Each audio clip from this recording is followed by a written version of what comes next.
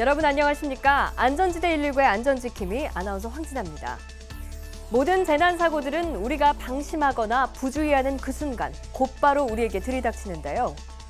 오늘 안전지대 119에서는 안전거리를 안 지키고 달리던 승용차가 빗길에 미끄러지면서 차량 4대가 뒤엉킨 추돌사고 현장과 실험실에서 유기화학물질을 처리하다가 그 폐액이 화학 반응을 일으켜 소방구조대가 출동한 현장을 긴급 진단합니다.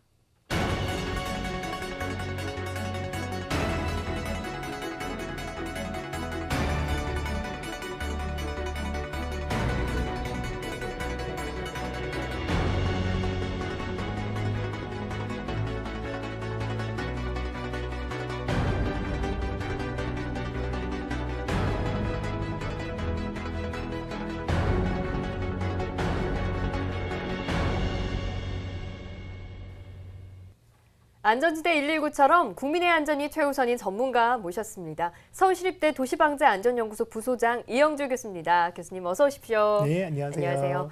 교수님, 이번에도 어김없이 아파트와 다세대 주택 화재가 발생했습니다. 이 화재 원인이 주방 쪽의 전기 요인으로 추정되고 있다는데요. 이런 가정 내 화재가 왜 끊이지 않는 걸까요? 네, 거의 매주 빼놓지 않고 가정 내 화재를 조심하자고 이렇게 말씀을 드리고 있는데요. 그럼에도 불구하고 아차 하고 이제 방심을 하시거나 부주의해서 소중한 보금자리를 한순간에 잃어버리는 분들이 많이 계신데요. 네. 특히 이제 주방 같은 경우에는요, 음식을 조리하는 중에 불이 나거나 혹은 또 배선에서 문제가 생겨서 누전이나 합선으로 인해서 화재가 발생하는 경우, 이런 것들이 주택에서의 화재 대부분이라고 말씀드릴 수 있겠습니다. 오전 11시 19분, 서울 서초구에 있는 아파트 7층에서 화재가 발생했다는 신고를 받고 서초소방서 소방대원들이 긴급 출동하고 있습니다. 불길이 베란다 밖으로 무섭게 뿜어져 나오고 있는데요. 긴급 출동한 소방대원들이 불꽃을 잡기 위해 집 내부로 진입해 신속히 화재 진압에 돌입했습니다. 119 소방구조대의 신속한 대처로 다행히 인명피해 없이 불은 10분 만에 꺼졌습니다. 하지만 주방 옆 작은 방에서 시작된 화재는 위층과 그 위층으로까지 순식간에 번져 소방서 추산 5천만 원 상당의 피해를 입었습니다. 낮 1시 15분, 빌라 지하 1층에서 솟아오른 시커먼 연기가 빌라 건물 전체를 뒤덮고 있습니다. 화재 연기를 흡입한 주민 외에 더 큰 인명피해는 없었지만 김치 냉장고와 가재 도구 등 집 내부가 모두 불에 타 소방서 추산 1,000여만 원의 재산 피해가 났습니다. 경찰과 소방당국은 거실에 있던 김치 냉장고 주변 전기 배선에서 불이 시작된 것으로 보고 정확한 전기 화재의 원인을 조사하고 있습니다.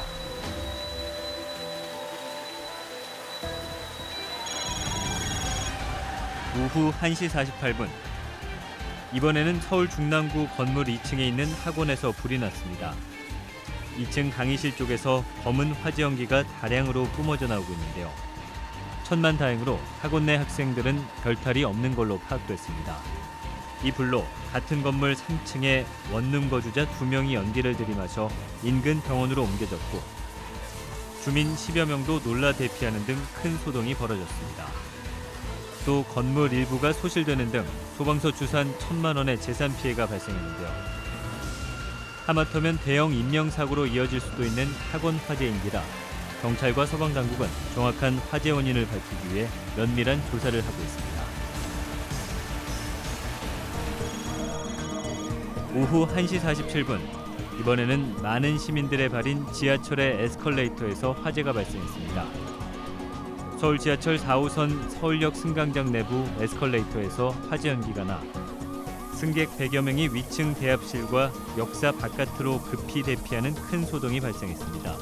다행히 불길이 다른 곳으로는 번지지 않았고 다친 사람 없이 불은 15분 만에 진화됐습니다.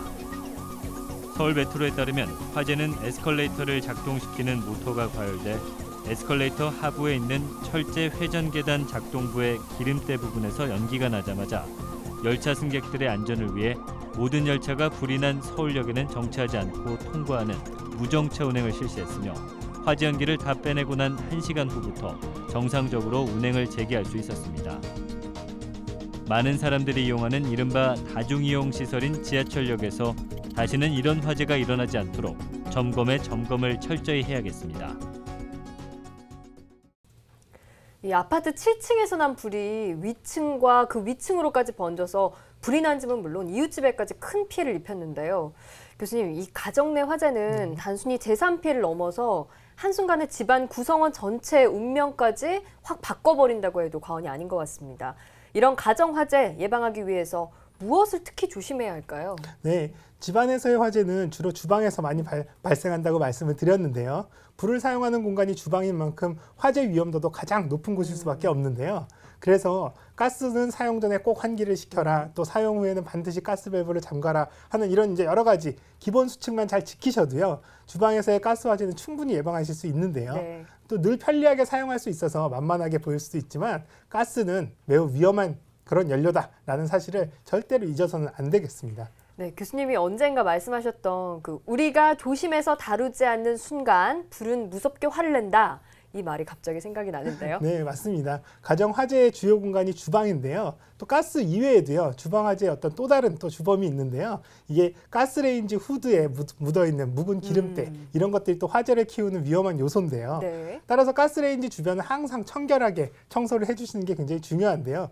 요즘은 또 굉장히 좋은 세상이 돼서 주방용 세정 티슈 이런 것들이 굉장히 잘 나와 있어요. 맞아요. 그래서 이런 티슈를 사용해서라도 고기 요리라든지 이렇게 기름기가 많은 요리를 하신 이후에는요, 즉시 가스레인지 후드를 기름때를 잘 제거해 주시는 것이 주방 화재를 예방하는 데 매우 중요하다고 말씀드릴 수 있겠습니다. 네, 그렇군요. 이 주방 화재의 주범, 가스레인지의 기름때를 그때그때 없애라는 말씀이시겠죠. 이 평소 가스레인지 점검을 꼼꼼히 해서 가족을 위해 맛나는 요리를 만드는 공간인 주방이 슬픔과 비극의 불씨가 되는 일 절대로 없어야겠습니다. 오전 9시 54분, 차량 넉 대가 뒤죽박죽 뒤엉켜 있습니다.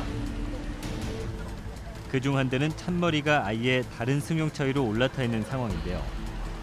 서울역 앞 한강대로 용산에서 광화문 방면으로 달리던 차량 넉 대가 빗길에 미끄러져 잇따라 부딪힌 연쇄 추돌 사고가 발생했습니다. 경찰에 따르면 에코스 차량이 신호가 빨간불로 바뀌어 급하게 정지하자 안전거리를 확보하지 않은 채 바짝 뒤따르던 승용차 2대가 빗길에 미끄러지면서 잇따라 앞 차량을 들이받은 연쇄 추돌 사고가 발생한 것인데요. 특히 마지막에 부딪힌 파란색 차량은 고속으로 들이받는 바람에 앞차 지붕 위를 타고 넘어가 아래 차 안에 있던 2명이 부상을 입어 병원으로 급히 이송됐습니다. 이 사고로 일대는 1시간 이상 극심한 교통정체를 빚었는데요. 운전 시 안전거리 확보가 얼마나 중요한지 다시 한번 일깨워주는 아찔한 연쇄추돌 사고 현장입니다. 밤 10시 38분 서울 홍제동 도로 위에 택시가 앞부분이 완전히 찌그러진 채 멈춰서 있습니다. 달리던 택시가 단독으로 가로수를 들이받은 사고인데요. 차량의 파손 상태로 봐 운전자의 안위가 크게 걱정되는 상황입니다. 119 구조대원들이 운전자 구조에 안간힘을 쏟고 있는데요. 이 사고로 크게 다친 택시 운전자는 병원으로 긴급 이송됐지만 안타깝게도 숨을 거둔 것으로 전해졌는데요. 경찰과 소방당국은 택시의 졸음운전 가능성을 열어놓고 정확한 추돌 사고 경위를 조사하고 있습니다.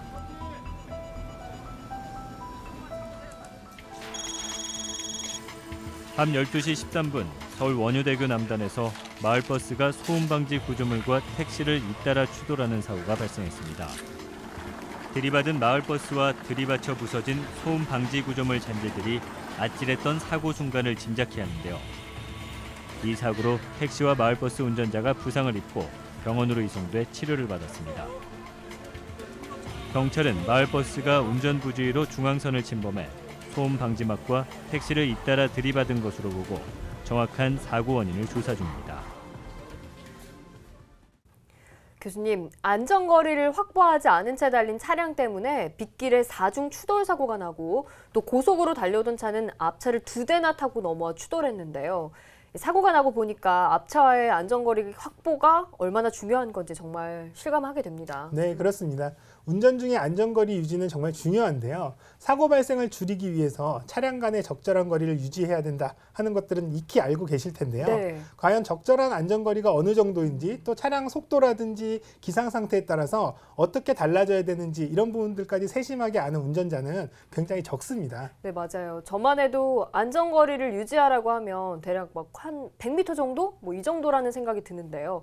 교수님, 이번 기회에 이 안전거리에 대해서 확실히 좀 알려주십시오. 네, 그래도 황 아나운서님은 안전거리를 좀 정확하게 또 그리고 충분히 이렇게 알고 지키고 계신데요. 그런가요? 도로교통법에 따르면은 안전거리는 앞차가 갑자기 정지하게 되는 경우에 앞차와의 충돌을 피할 수 있는데 필요한 안전거리를 이렇게 말하는데요. 네. 운전자가 이 안전거리를 유지하면은요, 추돌을 방지할 수 있을 뿐만 아니라 또 적절한 판단도 가능해서요, 급브레이크를 밟거나 또 급히 핸들을 조작해서 발생하는 여러 가지 파생 사고들도 예방할 수 있겠습니다. 그렇군요. 교수님, 비가 많은 여름철에 빗길 운전은 정말 위험하잖아요. 네. 이 빗길에서 안전거리를 유지하는 방법 따로 있나요? 네, 빗길에서 안전거리를 유지하면서 안전하게 운행할 수 있는 간단한 팁을 드리면은요. 우선 전조등이나 안개등을 켜서 상대방에게 나의 존재, 또 내 차의 존재를 잘 알리는 것이 중요하고요. 네. 또 비의 양에 따라서 제한 속도의 한 20%에서 50% 정도까지 속도를 줄여서 충분한 제동거리를 확보할 수 있게끔 하는 것이 중요합니다. 또 물이 고여있는 노면을 고속으로 달릴 때에는요, 타이어와 노면 사이에 물에 막이 생겨서 타이어의 노면 접지력이 굉장히 크게 많이 떨어지게 되는데요. 네. 이로 인해서 차량 조정이 쉽게 되지 않는 수막 현상이 발생하기도 합니다. 이런 현상을 피하기 위해서는요, 일단 급제동이나 급가속을 삼가하시는 것이 가장 기본이 되겠죠. 또 노면은 비가 내리기 시작하는 그 초기 그 순간이 가장 미끄럽다고 합니다. 마른 도로를 생각하고 달리는 차량인데 도로 환경이 젖은 도로이기 때문에 갑자기 미끄럽게 이렇게 되는데요. 네. 그래서 운전 중에 비가 온다면요, 안전거리를 확보하는 것을 더 주의를 기울여야 한다. 이 부분을 꼭 명심하시기 바랍니다. 오후 3시 38분 동작소방서 소방구조 차량들이 비상 사이렌을 울리면서 분초를 다투며 긴급 출동하고 있습니다. 서울 동작구에 있는 대학교 실험실에서 유기물질 폐액 처리 중 수거용기 내부에서 유독가스가 발생했다는 신고를 받고 신속히 출동하고 있는 중인데요. 실험실에서 발생한 화학물질 사고에 놀란 학생들이 건물 밖으로 긴급 대피하는 등 큰 소동이 벌어졌습니다. 사고는 친환경소재연구실에서 신소재학과 석사과정 학생 2명이 유기화학 물질을 플라스틱 통에 폐액 처리를 하던 중 용기 내부에서 화학반을 일으켜 위험한 유독가스가 발생한 상황으로 화학사고 진압용 특수보호 장비로 완전 무장한 119 소방구조대원들과 학교 관계자들이 흡착포로 누출액을 안전하게 밀봉 처리한 덕에 별다른 인명피해는 발생하지 않아 참으로 다행인데요. 만에 하나 독한 유기물질이 피부에 묻는다면 인체에 치명적인 해를 끼칠 뿐만 아니라 일대 환경에도 심각한 악영향을 줄 수 있으므로 화학실험이나 위험물 처리 시 각별한 주의가 필요하겠습니다. 밤 12시 33분 서울 관악구 신림로의 빌라 골목에서 사고가 났습니다. 소방구조 차량이 들어가기에도 비좁아 보이는 좁은 골목에서 119 구조대원들이 땅바닥에 배를 깔고 차량 아랫부분을 들여다보며 손놀림을 바쁘게 하고 있는데요. 이 사고는 승용차 운전자가 골목 길바닥에 누워있던 30대 남성을 미처 발견하지 못하고 그대로 지나치는 바람에 사람이 차량 밑에 깔린 아찔한 사고가 발생한 것인데요. 구조대원들이 차량을 조심스럽게 들어올린 후 차 밑에 깔린 남성을 조금씩 꺼내기를 수차례 시도한 끝에 사고 남성을 안전하게 구조하는 데 성공했습니다. 경찰은 전방 시야 확보가 어려운 밤 운전에 일어난 사고인 만큼 야간 운전 시 각별한 주의를 기울일 것을 당부했습니다. 오후 3시 32분 정말 날벼락 같은 사고가 발생했습니다. 서울 서대문구 연희동 아파트 단지 내에 주차돼 있던 승용차 위로 가로수가 쓰러지면서 덮쳤습니다.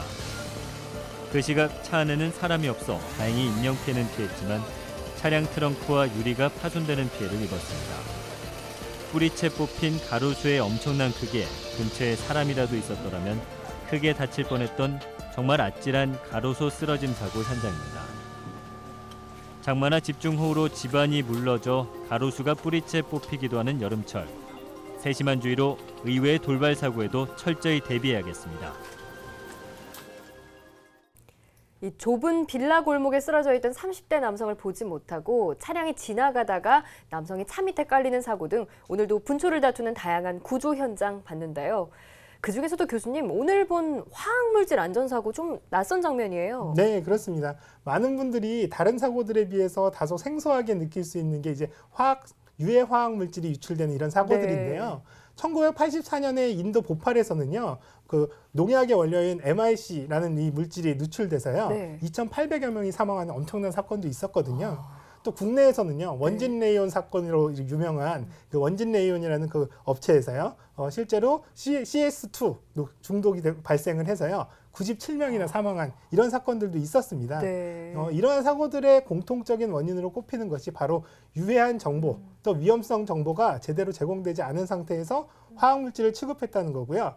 또 작업 환경이 불량하거나 또 올바른 작업 방법에 대한 규칙을 잘 준수하지 않았다는 것입니다. 네, 교수님, 이렇게 들으면서도 처음 듣는 어색한 위험한 화학물질 종류가 상당히 많을 것 같다는 생각이 드는데 이 많은 것들을 어떻게 다 조심을 해야 될까요? 네, 많이 들어보셨을 때요. 벤젠, 포름알데히드 네. 이런 것들 유해물질이 굉장히 다양하고 종류도 맞아요. 많습니다. 일일이 짚고 다 설명드리긴 좀 어렵겠지만요. 일단 유해 화학물질에 노출이 되면은요. 발열이라든지 호흡곤란, 또 장기적으로는 암 발병 등 다양한 증상들이 올 수가 있는데요. 네. 그렇기 때문에 취급의 주의를 요하는 특수 화학물질을 다루시는 모든 분들은 평소에 내가 사용하고 있는 화학물질이 어떤 것이고 또 어떤 독성이 있는지, 어떤 위험이 있는지 이런 것들을 좀 정확히 알아두셔야 할 필요가 있습니다. 네. 그리고 그 다음으로는요. 개인용 보호구를 잘 착용하셔야 되는데요. 또 그리고 유해 화학물질을 사용한 이후에는요. 용기 뚜껑을 잘 닫는다든지 또 보관을 잘 한다든지 이런 것들이 필요하고요. 네. 또 환기가 잘 되는 환기 시설을 가동해서 작업장 공기가 깨끗하게 유지되도록 하는 것도 중요합니다. 또 마지막으로는요. 유해 혹은 또 위험 물질을 취급하거나 자주 노출되시는 분들은 정기적으로 건강 진단을 받으셔서요. 몸에 이상이 있는지를 항상 확인하시는 것이 중요하겠습니다.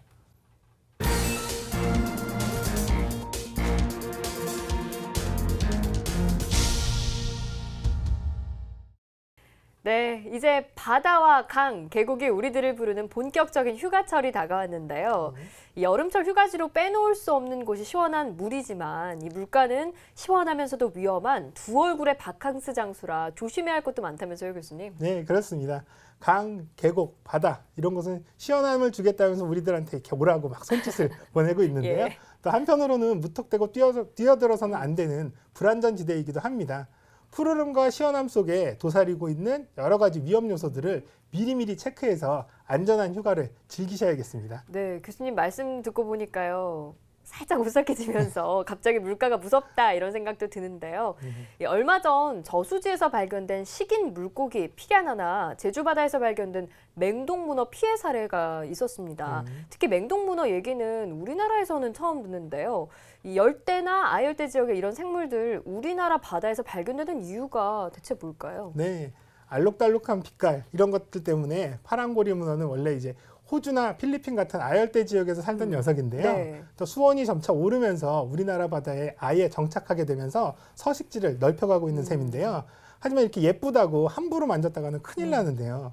야구공만한 아주 자그마한 크기의 이 맹독성 문어는요. 독성이 아주 대표적인 독극물인 청산가리보다도 거의 1000배나 이런 독성이 강하다고 하거든요. 네. 맹독문어의 독 1mg이면요. 성인 10명의 목숨을 해칠 수도 있다고 합니다. 네, 우리가 그 그림 동화책 같은 데서 늘 봐오던 그냥 먹물 정도 이렇게 귀엽게 내뿜는 그런 귀여운 그림의 문어가 전혀 아니고 아주 조심해야 할 무서운 놈입니다. 자, 그래서 이제 지난 6월 제주도에서 30대 피서객이 이 문어를 예쁘다고 만졌다가 손가락에 물려서 마비된 아찔한 사고가 있었다죠? 네, 그렇다고 하네요. 그 사건 이후로는요. 안전요원들도 문어를 맞닥뜨리면 일단 바싹 긴장부터 하게 된다고 하는데요.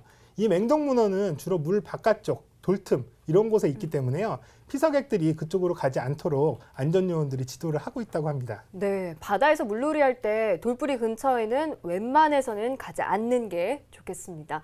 이제부터는 문어는 문다 이렇게 생각을 하고 조심하셔야겠습니다. 자, 그리고 교수님 바다에서 수영할 때요. 이 맹독문어 녀석만 조심하면 될까요? 뭐 여러 가지가 있겠죠. 바다 피서객을 위협하는 또 다른 독성 생물이 있는데요. 그 대표적인 것이 이제 해파리인데요. 예. 노무라 잎깃 해파리가 대표적인데요. 마치 하얀 비닐봉지 이렇게 투명하고 흐물흐물해서 비닐봉지로 착각하기 쉬운 외형인데요. 이 이외에도요, 작은 불에 관 해파리라든지 또 투명해서 잘 눈에 띄지 않는 입방 해파리에 의한 어떤 피해들도 굉장히 많이 보고가 되고 있는데요.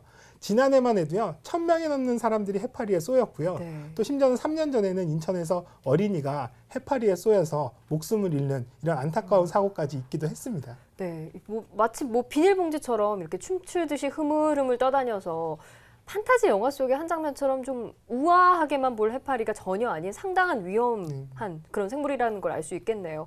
그렇다면 교수님, 이 해파리가 자주 나타나는 바다 어느 쪽인가요? 네, 올해는요, 동해, 서해, 남해 어디를 가리지 않고 예년보다 최대 4배 이상 해파리가 늘어날 것으로 보여서요. 네. 각별한 주의가 필요한데요. 또 피서객들 가운데에서는 바닷속 탐험을 즐기시는 스쿠버 다이버들도 상당히 많이 계신데요. 네. 이분들은 청자고둥이라고 하는 이 생물을 굉장히 조심하셔야 됩니다. 네. 제주도 서귀포 근처의 깊은 바다에 산다고 하는데요. 알록달록 갈색 무늬가 굉장히 예뻐서요. 장식용으로도 굉장히 인기가 많지만요. 네. 이 청자고둥은 아주 강한 독침을 품고 있어서요. 조심해야 합니다. 그렇군요. 최근 우리나라 바다 수온이 약 섭씨 20도로 50년 전보다 최대 2도 가까이 올랐다고 합니다. 자, 그렇다면 수온이 점점 상승할수록 아열대 맹독성 어종들의 유입도 그만큼 더 늘어날 가능성이 높은 만큼 각별한 주의가 필요하겠습니다. 네, 이제 뭐 척하면 척 다 잘 아시는데요.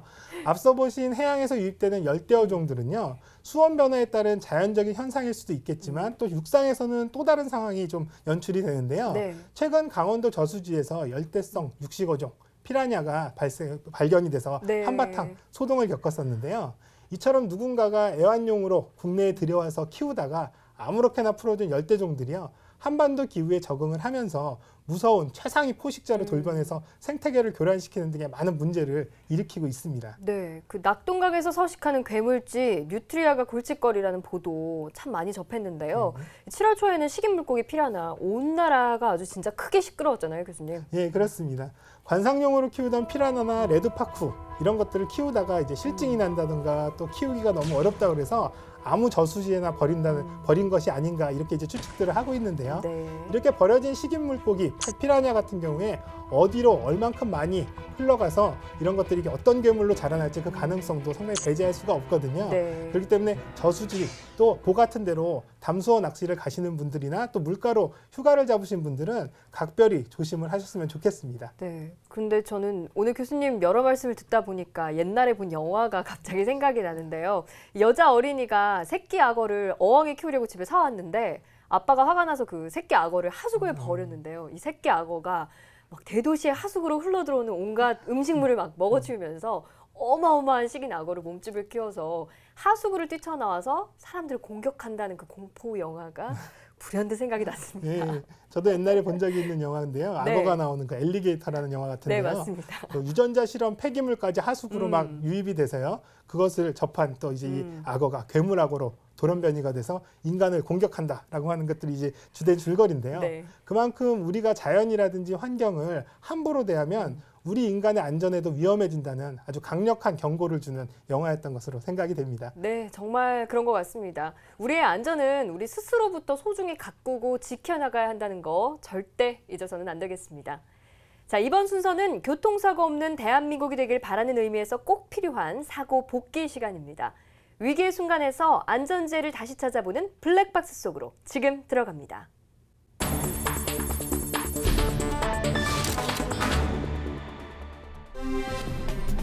운전 중 돌발 위험 요소에 대해서 안전하게 대처할 수 있는 여유를 갖게 해주는데 꼭 필요한 것이 바로 안전거리 확보인데요. 어이쿠, 안전거리 미확보 추돌 사고입니다. 안전거리 확보는 끼어들기에서도 반드시 필요한데요. 갑자기 끼어드는 바람에 하마터면 사고 날 뻔, 아찔하고 위험했습니다. 안전거리 미확보 운전은 사고 시 연쇄 추돌 사고로 이어져 더더욱 위험합니다.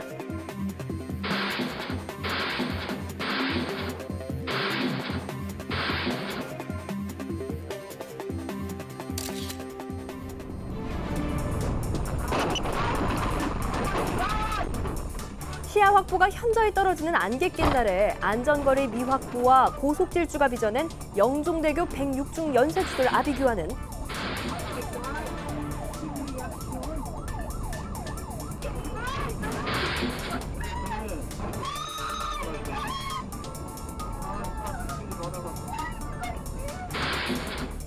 안전거리의 중요성을 너무나도 잘 깨우쳐줍니다.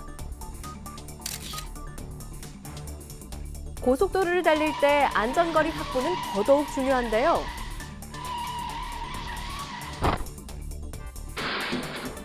앞차와의 충분한 거리는 선택이 아닌 바로 안전을 위한 필수 조건인 것입니다.